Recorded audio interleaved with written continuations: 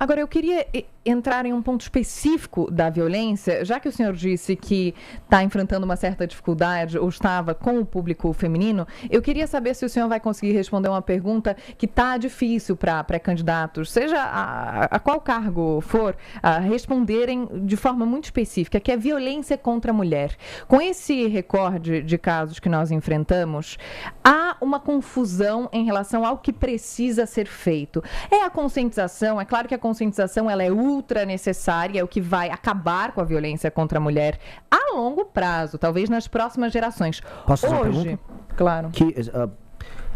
A conscientização acabaria com a violência? Então, quando você cria ou quando você melhora a educação e a conscientização sobre como os homens ou meninos têm que tratar, encarar as relações, toda essa estrutura patriarcal, você evita episódios de violência. Essa pergunta tem uma resposta já. Se eu estou entendendo Eu bem. acho que não, viu? O que muda é lógico, assim, o que uma lógica punitivista. É óbvio, o que para uma pessoa violenta é a força maior. Mas são duas coisas que andam em paralelo, não? Elas podem entrar em paralelo, mas a pessoa que comete o crime violento no Brasil, em geral, é uma pessoa que tem a certeza da impunidade. A certeza da impunidade faz haver o cometimento do crime. Independentemente da conscientização dela ou não. Independente da conscientização. Lugares que tem, vamos dizer, culturas mais machistas, vamos pegar alguns países do mundo árabe, eles apresentam um número menor de violência como um todo do que o Brasil, que pode ser menos machista do que um país, vamos dizer, altamente islâmico. Ou uma cultura altamente hierarquizada, patriarcal como a Índia. Quem tem mais crimes violentos, o Brasil ou a Índia? Por mais que existam muitos crimes horríveis contra mulheres na Índia. Ser turista mulher na Índia é um horror. É um horror, não dá pra pisar lá sozinha. O Brasil é mais violento. Então, mas a minha pergunta era justamente essa. Tem muita gente que defende a conscientização e a educação, e isso é algo que vem a longo prazo. Agora, a curto prazo, o que pode ser feito especificamente para esses crimes? Porque, de certa forma, eles estão englobados ali na violência, de forma geral. Mas são crimes muito específicos. Eu gosto muito de deixar a coisa bem precisa, porque o número de homicídios, homicídios contra a mulher diminuiu. O número de homicídios. A gente está falando de uma estatística nova, de um novo tipo penal que foi criado, que é o feminicídio, que é falando, um crime por uma violência doméstica e tal. E agora ele está sendo listado como parte de um tipo penal novo, e aí você está vendo os casos. E existem casos horríveis que estão acontecendo, a gente assistiu nos últimos meses, casos bizarros. O que tem que ter? Punição muito dura. O homem que está em casa e bate, mata a sua esposa e a mulher confia nele, ele é o homem que deveria ser o protetor da casa e ele trai a confiança dela, ele tem que ter agravantes na pena dele. Uhum. Só que hoje nem ele, nem um homem que assalta qualquer outra pessoa, homem ou mulher na rua com uma arma, esse cara fica na cadeia.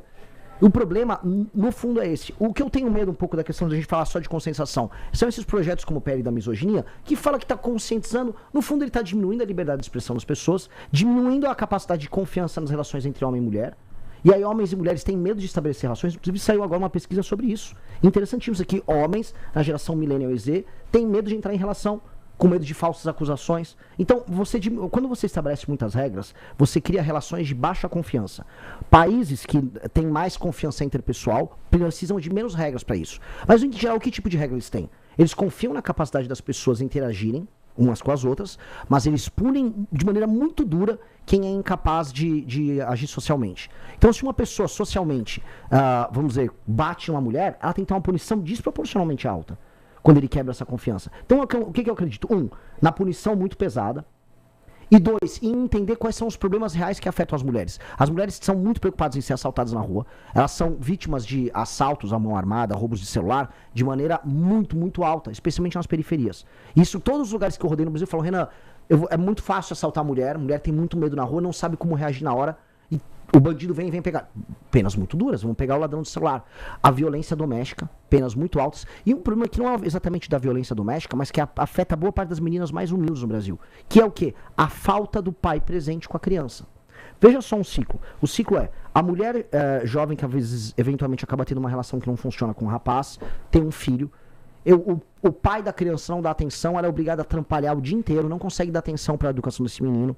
Esse menino, sem a presença masculina, não tem a referência, vamos dizer, de como o homem se comportar. Na escola ele começa a apresentar padrões antissociais. A mãe não consegue cuidar disso, que ela está tendo que ralar para pagar as contas dele. Esse menino depois ele é absorvido pelo crime organizado e você vai criando um ciclo. E qual é o ciclo? É o ciclo da mãe que não teve a presença do marido ou do jovem que ela casou para cuidar da criança. Aquele menino entra pro crime, acaba criando violência contra as mulheres. Ou seja, esse ciclo de perpetuação precisa ser interrompido. E boa parte das reclamações das mulheres é um cara que eu casei, ou o cara que eu namorei, o pai da criança, não paga pensão. Isto são esses 3 problemas que eu listei.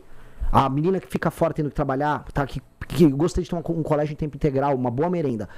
O pai pagando a pensão e a violência contra ela, esses são os 3 temas que mais preocupam as mulheres. Eu acho que esses temas eles precisam ser tratados, eles são fáceis de ser direcionados. Quando eu levo isso para um campo de conscientizar, como a ideia do PL da misoginia, eu estou resolvendo assim abstrações, eu estou num castelo, no ar, voando, enquanto problemas reais estão acontecendo. Eu entendi o seu raciocínio, Renan, mas você dá a entender que esse ciclo é obrigatório. Pode não ser, esse ciclo... Não, nunca é obrigatório. Nunca é até obrigatório. minoritário. Mas a incidência é maior com pessoas mais humildes. Perfeito. E a falta de referência que uma mãe... Vamos colocar aqui, usar essa expressão mesmo. Uma mãe solteira, então, ela não pode ser uma referência positiva. Deixa eu só entender isso. Não foi isso que eu falei. Tá certo. Não, só para entender isso. Não. O que eu tô falando é o seguinte. Nos lugares mais humildes, essa moça que acaba tendo uma relação que não funciona, a maior reclamação dela é o pai da criança que não paga a pensão. E não está presente. Perfeito. E o que as estatísticas mostram? Que a não presença do pai tem um dano para ela, para a criança e para a sociedade colossal. Porque aquele menino apresenta notas piores nas escolas e a chance desse menino cair no crime organizado ou cometer delitos é maior do que o menino que teve a presença paterna. Por exemplo, portanto, o maior dano à vida dessa mulher jovem que teve uma criança, que em geral vai estar mais presente nas periferias nas cidades menores, é a ausência e o desinteresse masculino no filho que ele teve. E este é um problema que nós precisamos endereçar. Esse é um dos maiores problemas brasileiros, as pessoas têm vergonha de falar dele. E esse é o maior problema que atinge as mulheres no geral. Esse é um problema gigantesco, porque é uma mulher que tá ralando, tá trabalhando, tá pegando um ônibus, vai pagar as contas da criança, não conta com o suporte masculino e acaba sofrendo as consequências desse problema. Agora eu queria falar um pouco sobre esses últimos 12 anos dos seus e do MBL. O senhor já disse que o Lula voltou ao poder depois de erros dos Bolsonaro, de família Bolsonaro, do Jair Bolsonaro, mas o MBL ajudou diretamente a construir o bolsonarismo lá atrás. Qual a sua responsabilidade nisso e o que o senhor faria diferente nesses últimos anos? É muito difícil, porque se me perguntasse em 2016 se eu estava errando na forma como eu estava enfrentando o PT, à época eu não tinha ideia, porque era tudo muito novo pra gente. O MBL inaugurou a política de redes sociais no Brasil. A gente não sabia que aquilo ia dar na vitória do Bolsonaro. Mas hoje o senhor acha que errou? Não, eu não consigo imaginar que eu errei se eu imaginar que eu não teria outra categoria de pensamento à época. Eu não conseguia pensar assim, nossa, o que eu tô fazendo aqui vai gerar um Bolsonaro. Um exemplo. As pessoas iam nas ruas, nas manifestações que eu chamava em 2016, falar que a gente não tem bandido de estimação, quem tem é o PT. Ora. Anos depois, boa parte daquelas pessoas que estavam comigo nas ruas na Paulista estão aqui falando, não, o Flávio só tá fazendo um filme. Aquelas pessoas se tornaram tudo aquilo que elas criticavam. À época eu não tinha ideia de que isso fosse acontecer. Eu achei que a gente tá tendo uma revolução de cidadania. As pessoas estavam, nossa, as pessoas acordaram o problema brasileiro. Isso é genial. Eu era um bobo. Eu tinha como saber que isso ia acontecer?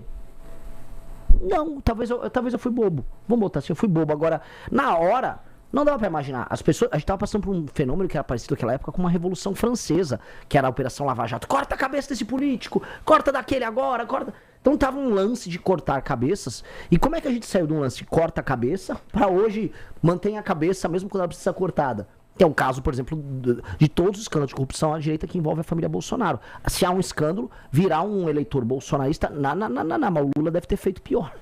É isso que virou. Então, realmente eu não tinha ideia.